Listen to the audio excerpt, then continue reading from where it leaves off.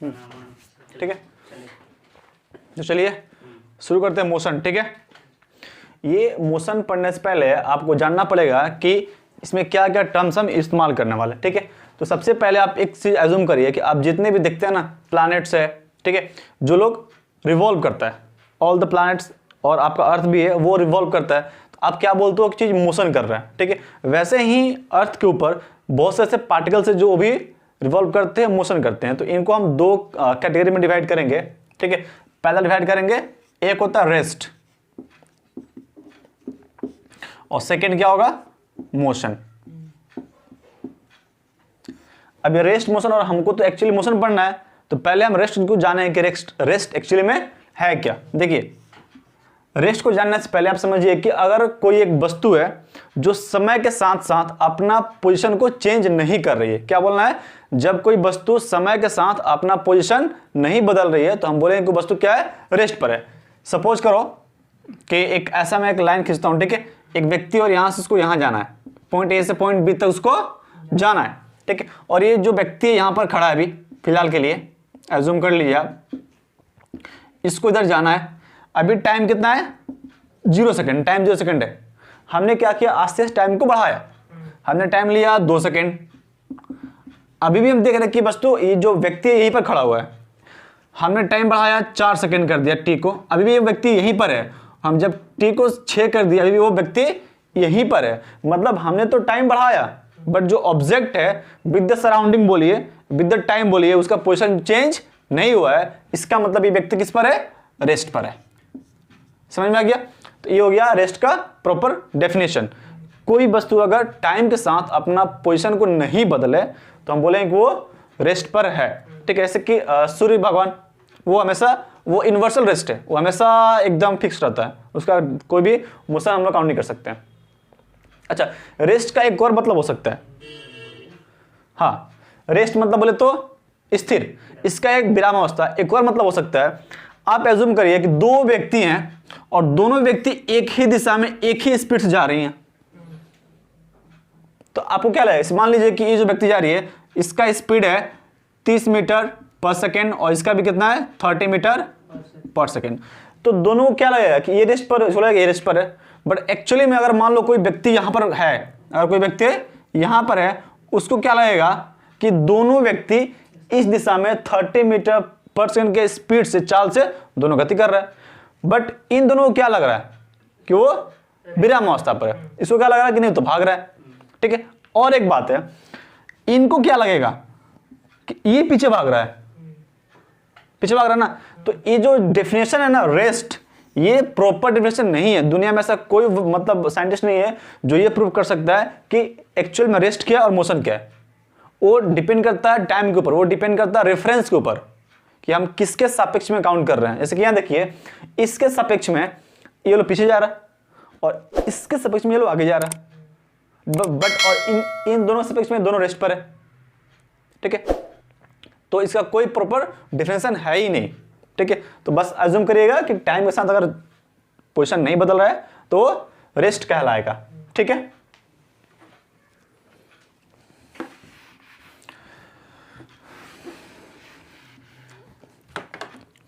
अब बात करेंगे मोशन का। मोशन में क्या होता है कि जब कोई एक वस्तु, मान लीजिए सब सेम एज्यूम करना है, सेम कैटेगरी लीजिए, पॉइंट ए से पॉइंट बी तक किसको जाना है और वो व्यक्ति जो है उसको जाने के लिए टी टाइम हम देते हैं। जब टाइम 0 था तो वो व्यक्ति यहाँ पर पोजीशन ए पर था। ठीक है, स्थान ए पर था। जैसे जैसे हम टाइम बढ़ा रहे हैं, मान लो हमने टाइम को ले लिया 2 सेकेंड, ठीक है, तो व्यक्ति मान लो यहाँ आ गया, व्यक्ति यहाँ पर आ गया, तो वैसे करते करते व्यक्ति यहाँ पर भी आ गया।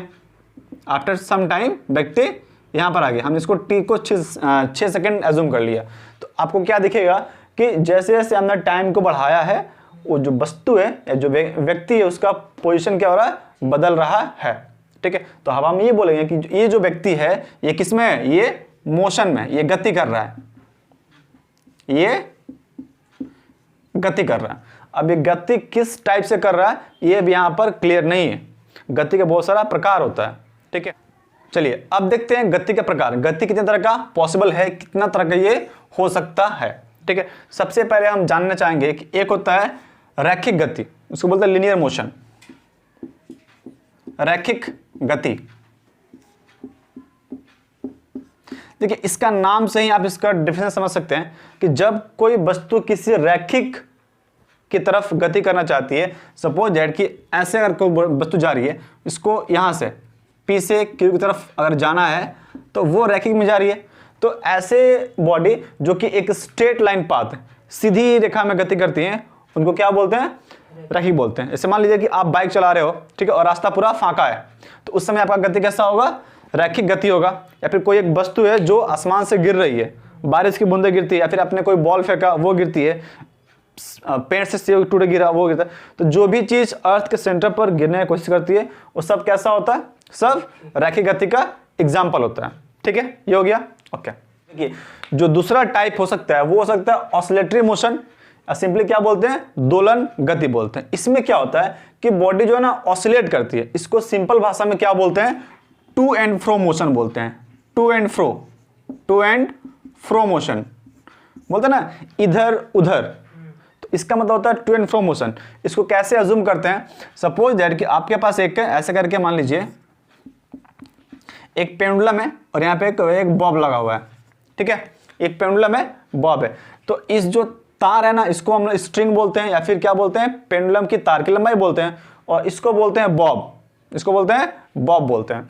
तो अगर मैं इसको थोड़ा सा डिस्प्लेस कर दूं ऐसे करके और इसको हम इसे छोड़ देंगे तो क्या होगा? ये गति करेगा, ऐसे ऐसे ऐसे जाएगा ये, ठीक है। तो इस तरह गति को क्या बोलते हैं? ऑसिलेटरी मोशन बोलते हैं, या फिर दोलन गति बोलते हैं। इसका एक सबसे बेस्ट एग्जांपल और हो सकता है कि सपोज ऐसे देखिए, और यहां पर एक स्प्रिंग बना लीजिए और यहां पर एक मास लगा दीजिए, ठीक है। एक नंबर का इंग्लिश में लिख दीजिए, लीनियर।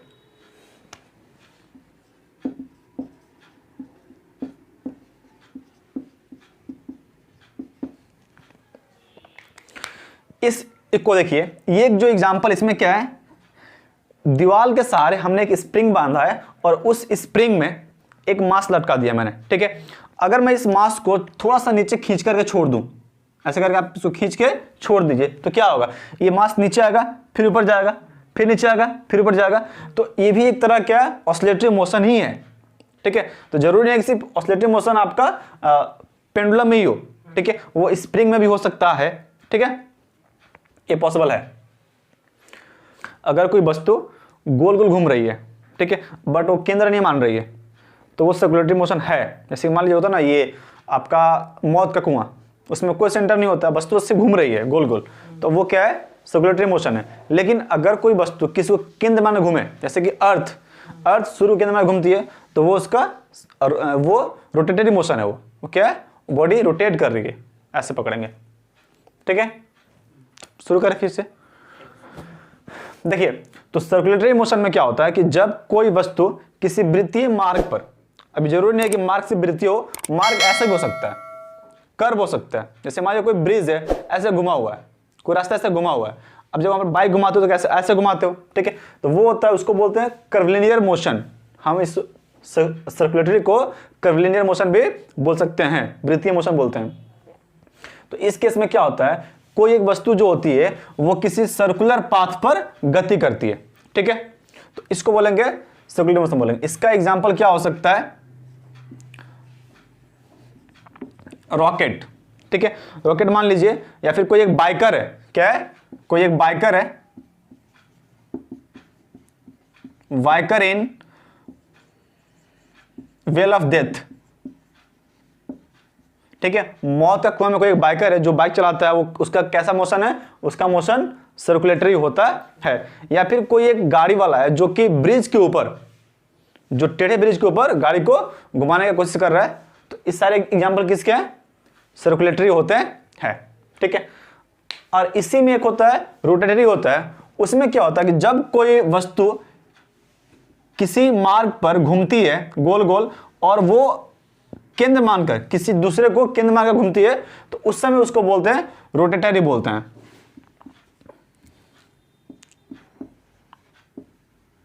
रोटेटरी मोशन बोलते हैं। कब? जब कोई वस्तु किसी सर्कुलर पाथ में घूमती है और वो केंद्र मानकर घूमती है उसे हम बोलते हैं रोटेटरी। जैसे कि मोशन ऑफ अर्थ, जैसे कि मोशन ऑफ अर्थ, इसका बेस्ट एग्जांपल होता है कि वो सूर्य को केंद्र मान करके चारों ओर घूमती है, उसको बोलते हैं रोटेटरी मोशन। अच्छा, कुछ कुछ ऐसा भी एग्जांपल है जिसमें कि रोटेटरी और ट्रांसलेटर दोनों होता है, ठीक है। जैसे कि देख लीजिए, लीनियर प्लस रोटेटरी, इसके लिए क्या एग्जांपल है? ड्रिल मशीन, ठीक है। Drill machine is a example of both linear plus rotatory. उसमें क्या होता है, आप जब ड्रिल करते हो तो उसका डिस्टेंस भी बढ़ता है प्लस वो रोटेट भी करता है, एक फिक्स पॉइंट पर वो रोटेट करता है प्लस वो आगे बढ़ता है। तो आगे बढ़ने के लिए डिस्टेंस ट्रेवल कर रहा हो सीधी रेखा में तो वो लीनियर हो गया, प्लस वो किसी एक ही बिंदु पर घूम रहा ना, ऐसा तो नहीं है कि वो ऐसे ऐसे कहीं घूम के आ रहा, वो किसी एक ही बिंदु पर घूमते जा रहा। तो हम लोग क्या बोलेंगे कि वो लीनियर प्लस रोटेटरी का बेस्ट एग्जाम्पल है। एक और हो सकता है कार, मूविंग कार, ठीक है। मूविंग कार कैसे? देखिए, जब कोई कार चलती है ना, ठीक है, तो जो उसके जो व्हील्स हैं ना, चक्के हैं, वो आगे तरफ चलते हैं, चक्के रोटेट कर रहे हैं, जो एक्सल है उस पर वो चक्के रोटेट कर रहे हैं, प्लस कार आगे भी जा रही है, ठीक है। तो इस केस में क्या होगा, दोनों पॉसिबल है। एक ही एग्जांपल में दो चीज पॉसिबल है। कब? जब बॉडी सामने की तरफ आगे जाए प्लस वो रोटेट भी करती है, तो उसको बोलते हैं combination of both linear plus rotatory, ठीक है। चलिए अब थोड़ा बात करते हैं कि मोशन का टाइप होता है। जैसे कि हम लोग बोलते हैं ना 1D motion, 2D motion. 1D motion क्या है, फिर 2D मोशन क्या है, और साथ में 3D मोशन क्या है, ये इंपॉर्टेंट जानना आपको। देखिए, 1D मोशन का मतलब ये होता है कि जब कोई वस्तु किसी एक ही रेखा में गति करे। देखिए, हमारे पास ना वी हैव 3 डायमेंशंस, उसको ध्यान रखिएगा, ये डायमेंशंस होते हैं। इसको बोलेंगे एक्स, वाई और ये जेड एक्सिस है, ठीक है। ये आपका रूम है, मान लीजिए रूम का लेंथ, ब्रेथ और ये ऊंचाई, ठीक है। ये एक्चुअल में ऐसा होता है, बट यहाँ तो ऐसा बनेगा नहीं, इसलिए इसको हम नीचे दिखाते हैं, ठीक है। तो ये एक्स वाई जेड है। तो अगर कोई वस्तु सिर्फ किसी एक दिशा में गति कर रही हो सकता है वो सिर्फ एक्स पर गति करे, सिर्फ एक्स पर करे और वाई और जेड पर नहीं करे, ठीक है। तो उसको बोलेंगे कि 1D मोशन गति कर रही है। वस्तु कैसा गति कर रही है, एक डायमेंशन कर रही है, उसको हम लोग सिंपली रैखिक मोशन भी बोलते हैं, लीनियर मोशन बोलते हैं। जब एक में करे, हो सकता है कि वो सिर्फ वाई में जाए और जेड और एक्स में नहीं जाए, तो भी 1D ही है, ठीक है। वो सिर्फ जेड में जाए और एक्स और वाई पर ना जाए, वो भी वो 1D ही है। एग्जाम्पल में क्या क्या है, जब कोई वस्तु नीचे गिरती है, या फिर हम जब कोई बाइक चलाते हैं, कार चलाते हैं, कुछ भी, बरसा नीचे गिर रहा है, सारा एग्जाम्पल किस चीज का है, 1D का है, ठीक है। अच्छा, नेक्स्ट होता है 2D। 2D मोशन में क्या होता है कि जब कोई वस्तु एक ही साथ दो जगह ट्रैवल कर सकती है, साथ ही साथ, मतलब कि वो दो क्वांटिटी पर डिपेंड करना चाहिए। जैसे कि ये देखिए मोशन, ये एक मोशन ऐसा मोशन है इसमें क्या हो रहा है कि इधर मान लेते हैं आपका टाइम है, उधर क्या है आपका डिस्टेंस है, एक्स हमने क्या माना, डिस्टेंस माना। तो जैसे जैसे मैंने टाइम बढ़ाया डिस्टेंस बढ़ता गया, दिख रहा है आपको, हमने टाइम बढ़ाया तो डिस्टेंस क्या हो गया, बढ़ता गया, दिख रहा है आपको ग्राफ में ये। तो ऐसे मोशन को क्या बोलेंगे, वो 2D मोशन है, मतलब कि उस पर दो पैरामीटर्स काम करेंगे। कितने पैरामीटर्स, दो पैरामीटर्स काम करेंगे। एक तो टाइम हो सकता है और दूसरा उसका रिस्पेक्ट में उसका डिस्टेंस हो सकता है, उसका डिस्प्लेसमेंट हो सकता है। बस आपको याद रखना क्या कि कम से कम दो पैरामीटर्स काम करेंगे उसके ऊपर, ठीक है। उसका गति आपको दो दिशा में देखने को मिल सकती है, एक्स पर वाई पर। हो सकता है एक्स पर और जेड पर हो, वाई पर नहीं हो सकता है कि वाई और जेड पर एक्स पर ना हो, कोई भी दो कोऑर्डिनेट पर हो सकता है, थर्ड वाले पर नहीं हो सकता है। ऐसे गति को क्या बोलेंगे कि वो 2D मोशन है। जैसे मान लीजिए कि कोई एक बम फटता है, बम फटा तो वो दो दिशा में जाने का पॉसिबिलिटी है, ठीक है। कोई एक बॉडी मूव कर रही है विथ यूनिफॉर्म एक्सेलरेशन वेलोसिटी, तो ये, लेकिन हाँ डिपेंड करता है कि वो लीनियर पाथ ना हो, वो लीनियर पाथ ना हो, ठीक है। और कोई सर्कुलर पाथ हो या फिर नॉन यूनिफॉर्म पाथ हो, जिसमें टाइम साथ साथ उसका डिस्टेंस भी बदलना चाहिए, उसको बोलेंगे हम लोग वो 2D मोशन कर रही है। और 3D में क्या होता है, जब वस्तु एक साथ तीनों में गति करे, जैसे कि देखिए दिखाते हैं, हम जब फोर्स लिखते हैं ना ऐसे करके फोर्स लिखते हैं, तो फोर्स एक वेक्टर क्वांटिटी है, ध्यान रखिएगा, फोर्स क्या है, एक वेक्टर क्वांटिटी है। तो इसमें क्या लिखते हैं, एक्स आई कैप प्लस वाई जे कैप प्लस जेड के कैप। ये नया आपके लिए, लेकिन समझिए क्या है, ये फोर्स जो है, एक ही बॉडी मैंने फोर्स लगाया, लेकिन वो फोर्स कहां कहां काम कर रहा है, एक्स पर भी काम कर रहा है। आई कैप को बोलते हैं, देखो आई कैप को बोलते हैं हम लोग एक्स एक्सिस, ठीक है, जे को बोलते हैं वाई और के को बोलते हैं जेड। इसको याद कर लेंगे अभी हम लोग, वेक्टर में ये आएगा आगे, ठीक है। आई को एक्स, जे को वाई और के को जेड। तो ये देखो, ये जो फोर्स है इसके टोटली 3 कंपोनेंट्स हैं। कितने कंपोनेंट्स है, 3, एक एक्स तरफ है, एक वाई में और एक जेड में, और ये तीनों कहीं ना कहीं काम कर रहे होंगे, ठीक है। तो जब कोई फोर्स ऐसे काम करेगा जिसका तीनों कंपोनेंट कहीं ना कहीं वर्क करता हो, उसको बोलेंगे 3D मोशन बोलेंगे, 3D मोशन बोलेंगे।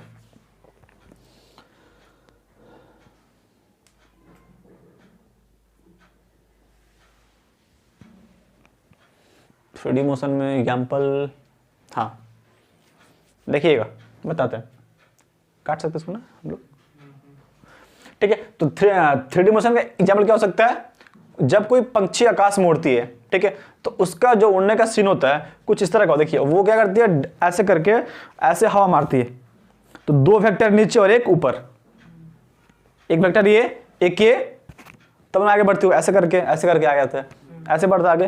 तो उस केस में क्या हो गया, वो 3D मोशन है। होता ना गुलेल, हम लोग 2 वेक्टर पीछे खींचते हैं ऐसे करके, और एक बीच से निकलता आगे जाता है, ठीक है, ऐसे खींचिए आप इसको, आगे जाएगा, तो वो क्या है, 3D का एग्जाम्पल है। टोटली आपको 3 वेक्टर मिलना चाहिए, ठीक है। देखिए ना, एक्स वाई मान लीजिए आप एक साइड से खींच रहे हैं, उसका जेड बीच से जाएगा, ठीक है। पक्षी मिल गया तो भी मिल जाएगा।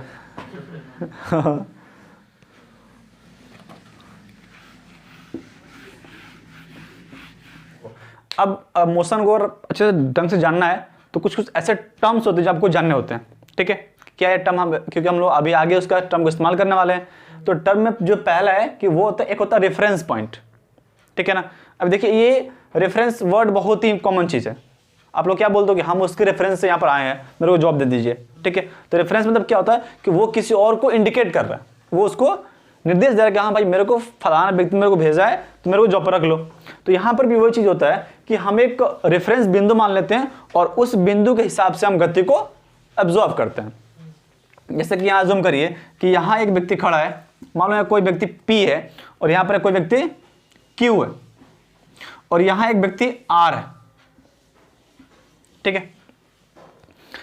अगर हम इसके मोशन की बात करेंगे, ठीक है, अगर मान लो तीनों गति कर रहे हैं, तीनों ही गति कर रहे हैं और इसमें से इन दोनों का स्पीड क्या है, सेम है, दोनों भी से भाग रहा है, ठीक है। तो इसको क्या लगेगा कि दोनों रेस्ट पर है, दोनों को रेस्ट पर है, बट इसको क्या लगेगा, ये भी भाग रहा है और ये भी भाग रहा है, ऐसा लगेगा इसको। इसको क्या लगेगा कि ये भाई रुका हुआ है, पीछे जा रहा है, ये कहाँ जा रहा है, ये पीछे मूव कर रहा है, ठीक है। तो हमने क्या करना है कि मोशन को एब्जॉर्व करने के लिए, उसको समझने के लिए हमने एक निर्देश पॉइंट मान लिया, निर्देश पॉइंट मान लीजिए। इसका एक लाइव एग्जांपल समझिए कि मान लीजिए कोई व्यक्ति लिफ्ट में ऊपर जा रहा है, ठीक है, और उसको लोग एब्जॉर्व कर रहे हैं। अगर एक व्यक्ति जो लिफ्ट से बाहर है उसको क्या लगेगा कि लिफ्ट ऊपर जा रहा है, व्यक्ति ऊपर जा रहा है, मोशन कर रहा है, ठीक है। लेकिन अगर कोई व्यक्ति लिफ्ट के अंदर है उसको क्या लगेगा, हम तो वहीं पर है, हम कहाँ मोशन कर रहे हैं, ठीक है। तो रेफरेंस पॉइंट यही होता है कि हम लोग किसी बिंदु के सहारे किसी दूसरे चीज को इंडिकेट करते हैं, उसका गति को परीक्षण करते हैं, ऐसा हम समझ सकते हैं। सेकंड पॉइंट क्या था, पोजीशन।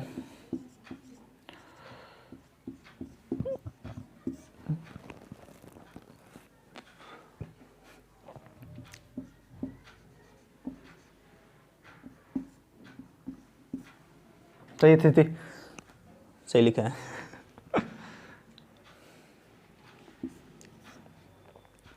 देखिए अब बात करेंगे कि पोजीशन क्या है। पोजीशन आप ऐसे ही बता नहीं सकते हैं, ये बहुत ही जरूरी चीज़ है। देखिए जो पोजीशन है एक्चुअली ये वेक्टर टाइप का होता है, ठीक है। ये क्या होता है, ये वेक्टर होता है, इसमें दिशा होता है। हम सिर्फ ऐसे नहीं बोल सकते हैं कि आप यहाँ बैठे हो, कहाँ बैठे हो, उत्तर में, पूर्व में, साउथ ईस्ट में, कहीं भी आपका तो पोजीशन होगा ना। तो जब हमको दिशा बताना पड़े तो हम वेक्टर के बारे में सोचेंगे, ठीक है। तो इसको समझते कैसे हैं, आप एज्यूम करिए कि ये आपका एक कोऑर्डिनेट सिस्टम है, यहाँ पर y और यहाँ पर x है, ठीक है। किसी ने कहा कि आपका जो पोजीशन है भैया यहाँ पर है, ये 0 था, तो मैंने यहाँ से एक पॉइंट ड्रॉ कर लिया, मान लो पॉइंट A है, हमने ऐसे एक वेक्टर ड्रॉ कर लिया, हमने कहा ऐसे वेक्टर बना लिया। अब वो कहता नहीं, बोल रहा कि नहीं हम यहाँ से थोड़ा देर बाद चल के हम यहाँ पर आ गए थे। हम कहाँ गए थे, यहाँ आ गए थे।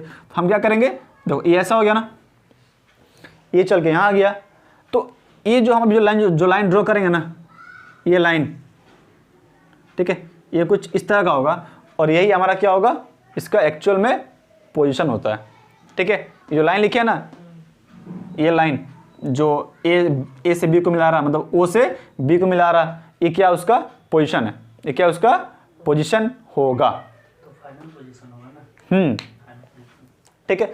मतलब कि एक जो बिंदु है स्पेस में कहीं भी घूम सकता हो, तो पहले ए बिंदु पर था, फिर कुछ समय बाद वो बी बिंदु पर आ गया, तो ओ से पहले ओ ए था ये, अब वो ओ बी हो गया, तो उसका फाइनल पोजीशन क्या हो गया, ओ के रिस्पेक्ट में ओ बी, बी उसका क्या है, पोजीशन है, ठीक है। और पोजीशन क्या है, इज अ वेक्टर क्वांटिटी, याद रखिएगा वो क्या है, वेक्टर क्वांटिटी होता है।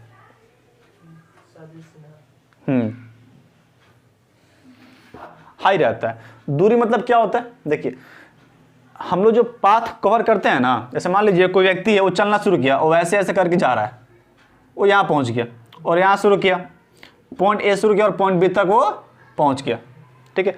ध्यान दीजिए कि वो जो उसका जो पाथ फॉलो कर रहा है, वो जो पाथ फॉलो कर रहा है, इस पूरे पाथ की लंबाई को जोड़ दीजिए, पूरे पाथ की लंबाई को जोड़ दीजिए, तो बोलेंगे कि उतना ही उसने दूरी कवर किया है, ठीक है। तो क्या बोलेंगे, total length of path, total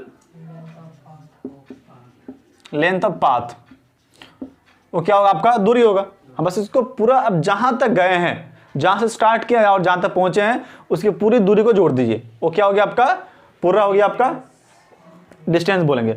और इसको मापते कैसे मेजर करते हैं, तो एसआई सिस्टम है ना, एसआई में है, जैसे कि उसको क्या बोलते हैं हम लोग, एमकेएस भी बोलते हैं, इसको मेजर करते हैं मीटर में, ठीक है। और सीजीएस में कैसे करते हैं, सेंटीमीटर में, ठीक है। याद रखिएगा, बहुत लोग किलोमीटर बोल देता है, गलत बात है, ठीक है। बोलता ना मीटर, केजी और सेकेंड, तो इसमें मीटर क्या है, एसआई यूनिट होता है लंबाई का, जो किलोमीटर है, डेसीमीटर, वो सब क्या है, वो डिराइव्ड यूनिट है, उससे मिलकर बना है, छोटी बड़ी यूनिट हो सकती है, लेकिन एक्चुअल में क्या होता है, मीटर और सेंटीमीटर, ठीक है।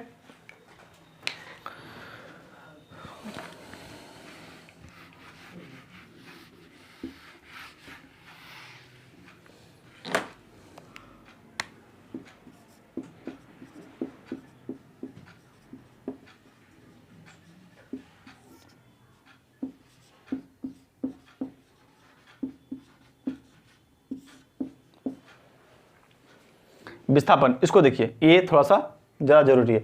विस्थापन क्या होता है, इसको क्या बोलते हैं कि दो पॉइंट के बीच में, मतलब कि आपका इनिशियल पॉइंट और फाइनल पॉइंट के बीच का जो सबसे कम दूरी होगा उसको बोलेंगे डिस्प्लेसमेंट बोलेंगे। जैसे मान लीजिए जब जो व्यक्ति था वो वैसे जा रहा था, ऐसे गया था, तो वो यहाँ शुरू किया, पॉइंट ए से और पॉइंट बी तक पहुँच गया, ठीक है। हम मान लेते हैं जब वो पॉइंट ए से बी तक गया तो उसने जो दूरी तय किया ना, हम मान लेते हैं उसने दूरी जो तय किया वो 100 मीटर का लगभग मान लो कर लिया, 100 मीटर की दूरी किया। लेकिन हम जब पॉइंट ए और पॉइंट बी को डायरेक्टली मिला दें, ठीक है, तो हम मान लेते हैं कि वो 70 हो गया। ये पॉसिबिलिटी है, हो सकता है कि ऐसा होगा। तो इनिशियल पॉइंट और फाइनल पॉइंट के बीच का जो सबसे कम दूरी होता है उसी को बोलते हैं डिस्प्लेसमेंट बोलते हैं। The shortest distance between two points, किसी भी दो पॉइंट के बीच का सबसे कम दूरी को क्या बोलते हैं, डिस्प्लेसमेंट बोलते हैं। तो ये हो गया। अब डिस्प्लेसमेंट में सबसे बड़ा झमेला क्या है कि भाई ये सब ना एक वेक्टर क्वांटिटी है। क्या ये एक वेक्टर क्वांटिटी है? तो इसमें क्या होगा, तो वेक्टर में क्या क्या रहता है, वेक्टर में आपका मैग्नीट्यूड, मैग्नीट्यूड प्लस इसका डायरेक्शन, इसका डायरेक्शन होगा, मैग्नीट्यूड बोले मतलब इसका मेजरमेंट कि वो आप कितना दूर गए हो, परिणाम कितना होगा और किस दिशा में गए हो, तो हम बोलेंगे उसका वो मैग्नीट्यूड प्लस डायरेक्शन, तब हम इसको वेक्टर क्वांटिटी बोलेंगे। और इसका यूनिट क्या होगा, जो दूरी का था वही होगा, ठीक है। एसआई में मीटर और सीजीएस में सेंटीमीटर। तो दोनों में बेसिक डिफरेंस क्या है, ये है कि जो डिस्टेंस है वो एक स्केलर क्वांटिटी है, क्या है, स्केलर है, और जो डिस्प्लेसमेंट है एक वेक्टर क्वांटिटी है, ठीक है। ये एक सबसे बेसिक, सदिश, सदिश को हिंदी में क्या बोलते हैं, वेक्टर को सदिश अच्छा ठीक है, हम काट लेंगे, और उसको अदिश, ठीक है, वेक्टर को सदिश, सदिश दिशा हो सदिश, इसमें दिशा हो अदिश। लिख दिया, हो गया, नहीं पता, हम बुलाया था, ठीक है। तो हो गया। तो अभी हम लोग सीखेंगे कि हम लोग कैसे किसी भी वस्तु का डिस्प्लेसमेंट वेक्टर कैसे फाइंड आउट करेंगे, ठीक है। एक छोटा सा एग्जांपल दिखाते हैं आपको, देखिए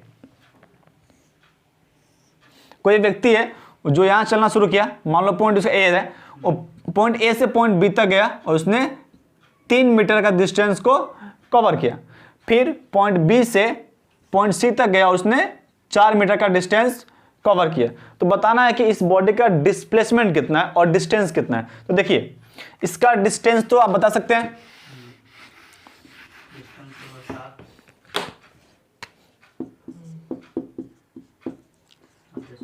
डिस्टेंस क्या होता है, टोटल पाथ, मतलब क्या, A B plus B C होगा इसका डिस्टेंस। तो A B plus B C लिखिए, और ए बी कितना है, 3 है, तो 3 मीटर प्लस 4 मीटर, आप बोलेंगे 7 मीटर, हो गया, ये तो हो गया। लेकिन हमें तो सब चाहिए डिस्प्लेसमेंट कितना है, हमें क्या चाहिए, डिस्प्लेसमेंट। तो डिस्प्लेसमेंट हमने क्या सीखा है, शॉर्टेड डिस्टेंस,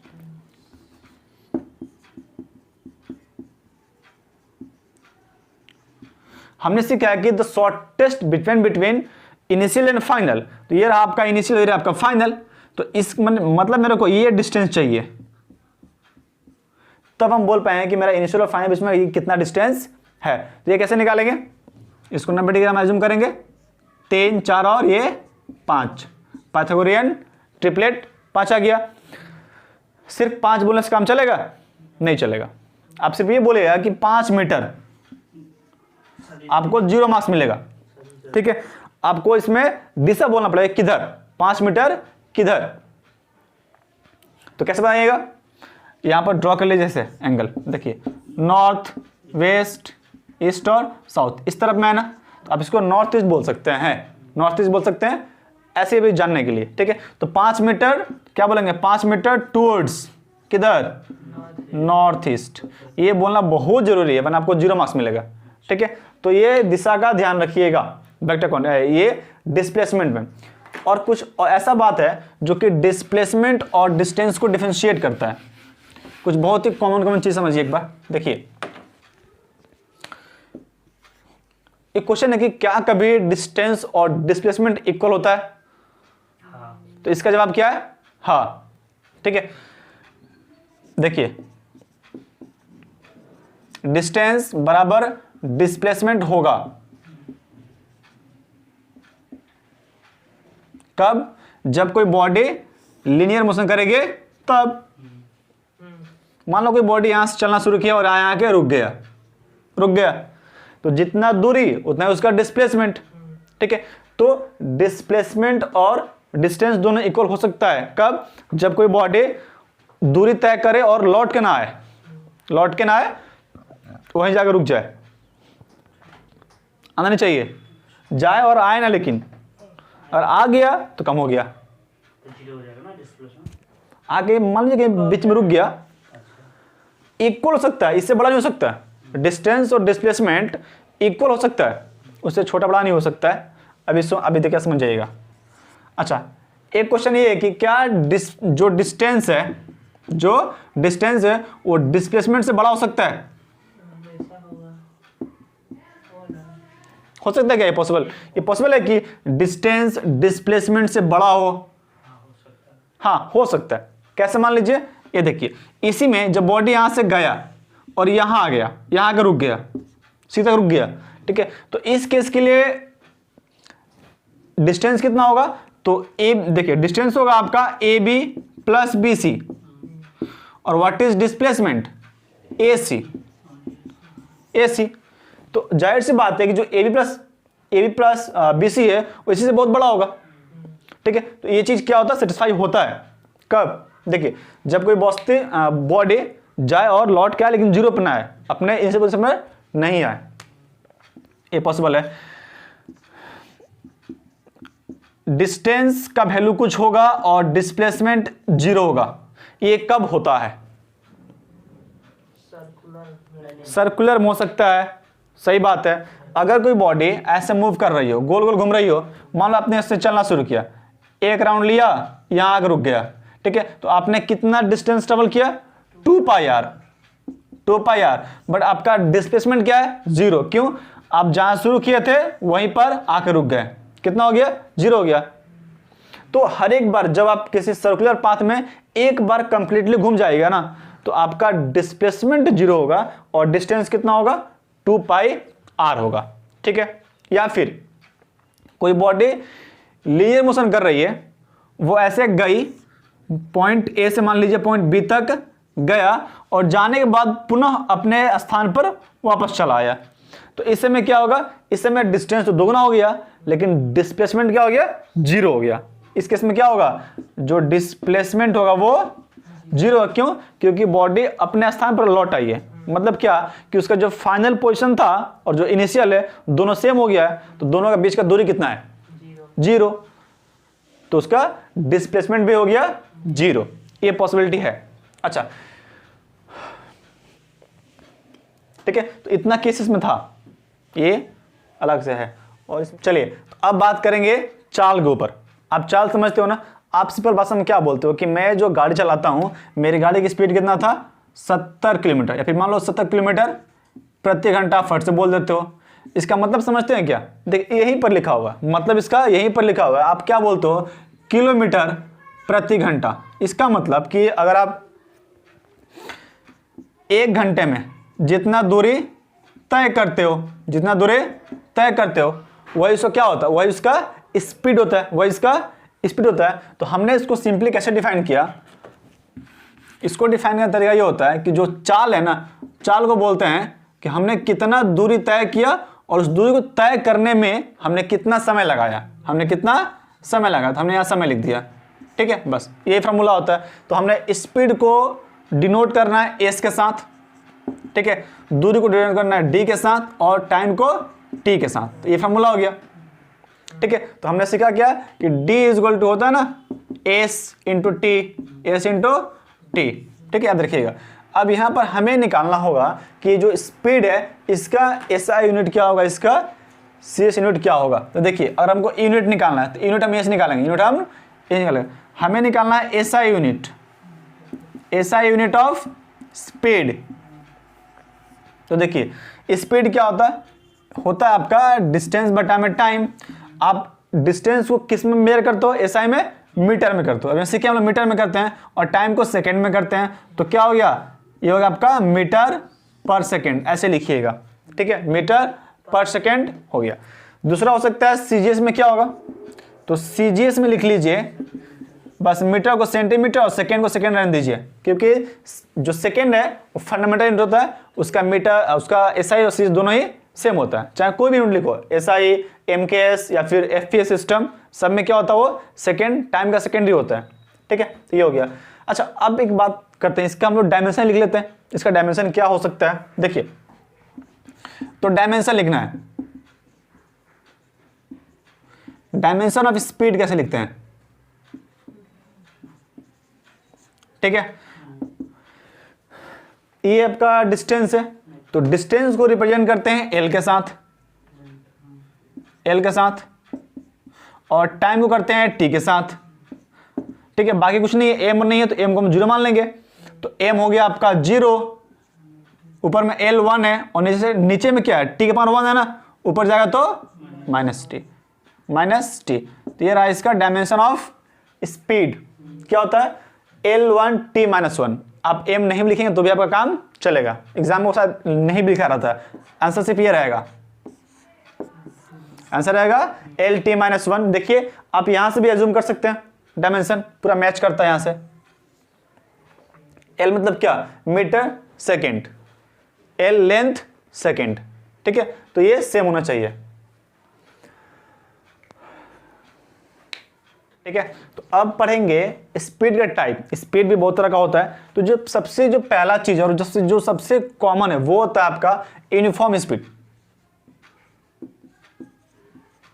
यूनिफॉर्म स्पीड, इसको बहुत लोग बोलते हैं कांस्टेंट स्पीड, ये आप नाम सुने हैं, कांस्टेंट स्पीड से बॉडी मूव कर रही है। इसका मतलब क्या होता है, देखिए आप पहले एक एग्जांपल समझिए।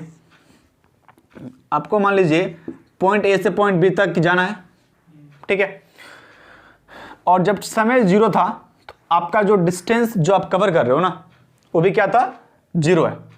कितना है, 0 है। जैसे हमने 2 सेकेंड बढ़ाया, टाइम हम जब 2 पर आ गए तो आपने डिस्टेंस कवर कर लिया 5, ठीक है, ये 5 मीटर में।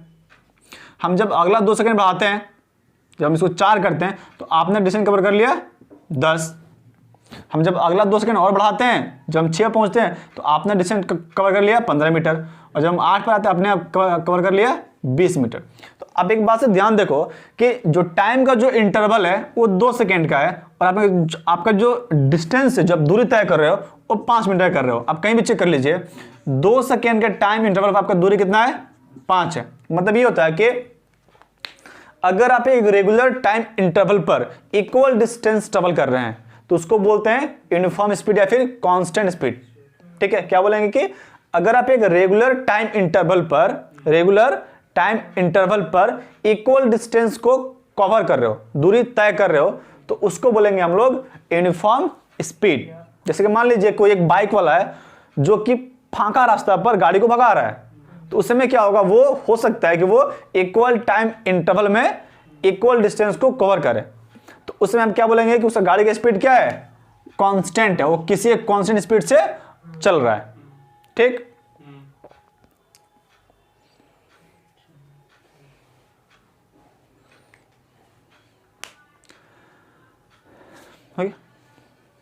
अच्छा, जो नेक्स्ट है उसको बोलते हैं नॉन यूनिफॉर्म। यही चेंज कर लेंगे, नॉन यूनिफॉर्म या फिर बोलेंगे वेरिएबल। अब ये कांस्टेंट ना होकर क्या होगा, वेरिएबल होगा। इसमें क्या होता है, देखिए इसमें क्या होता है कि जो टाइम इंटरवल है वो तो सेम रहेगा, लेकिन जो बॉडी जो डिस्टेंस कवर करेगी वो बदल जाएगा। वो क्या होगा, अब बदल जाएगा।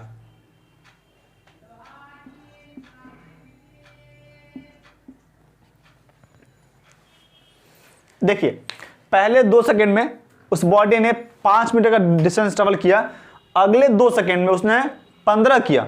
उसने कितना किया, 15 मीटर किया, और अगले 2 सेकेंड में बॉडी ने मात्र 5 मीटर किया, और अगले 2 सेकेंड में यहां कितना किया, 15 किया। यहां से क्या देखने को मिल रहा है कि जो बॉडी है उसका जो टाइम इंटरवल है वो टाइम तो इक्वल ले रही है, लेकिन जो डिस्टेंस है वो अलग अलग डिस्टेंस को ट्रेवल कर रही है। इसका मतलब उसके वेग में कहीं ना कहीं बदलाव आ रहा है। क्या हो रहा है, बदलाव आ रहा है, चाल में बदलाव आ रहा है, ठीक है। तो इस केस को बोलेंगे वेरिएबल। इसका ही मतलब होता है बदलाव, इसका ही मतलब होता है बदलाव। या फिर बोलेंगे कि वो नॉन यूनिफॉर्मली चल रही है, ठीक है, उसका जो चाल है वो बदल रहा है, वो कांस्टेंट नहीं है, कांस्टेंट नहीं। तो ये सिंपल सा एग्जांपल है, आप इसको समझ सकते हैं। अब एज्यूम करिए कि एक बाइक वाला है जो कि किसी भीड़ भाड़ इलाका में पहुंच गया। उसमें क्या होगा, उसका जो स्पीड है वो प्रति सेकेंड बदलेगा, ठीक है, कभी कम कभी बेसी होगा, जैसा जहां का रास्ता होगा उसके अकॉर्डिंग वो चलेगा। तो उस समय क्या बोलेंगे कि वो एक वेरिएबल स्पीड से चलने वाला है, ठीक है। वहां पर वो कांस्टेंट स्पीड को अप्लाई नहीं कर सकता, चाह के भी नहीं कर सकता वो।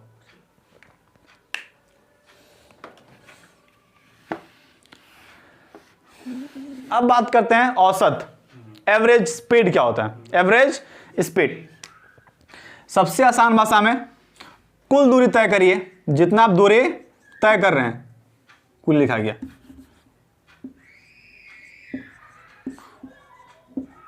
कुल दूरी डिवाइड बाय कुल समय, कुल समय।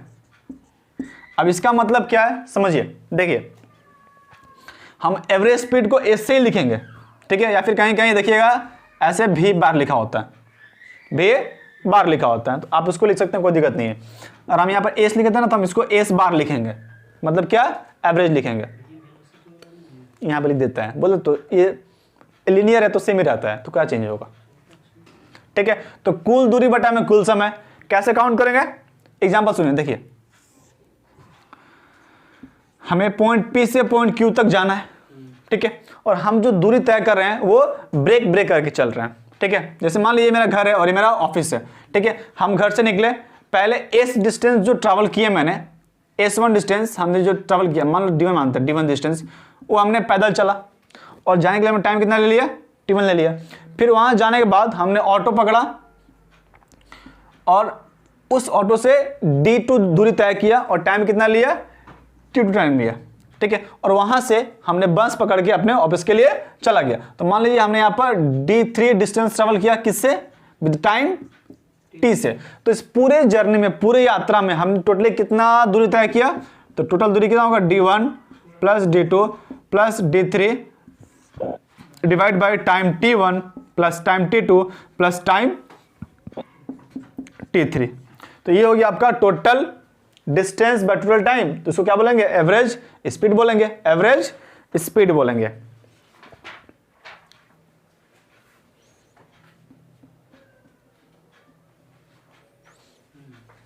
हो गया।